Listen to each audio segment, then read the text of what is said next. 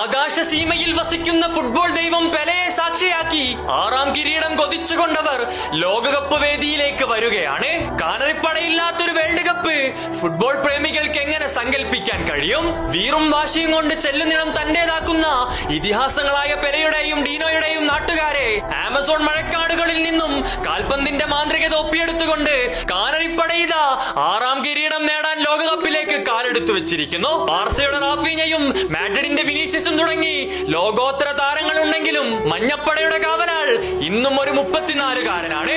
ഏത് നിർണായക ഘട്ടത്തിലും അവർക്ക് കാവലാകുന്ന അവരുടെ സ്വന്തം സുൽത്താൻ അയാൾ ഒരുങ്ങുകയാണ് അവസാന ആട്ടത്തിനായി.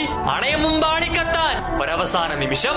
അയാൾക്ക് പരിക്കുകളുണ്ട്, അയാൾക്ക് ദൗർബല്യങ്ങളുണ്ട്.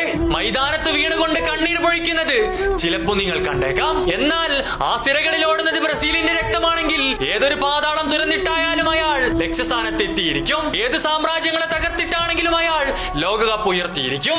ആ ചിറകുകൾ ഒടിയും വരെ അയാൾ പോരാടും. വീണുകിടന്നാലും രക്തം വാർന്നാലും അവസാന ശ്വാസം വരെ പോരാടും. കാത്തിരിക്കാം.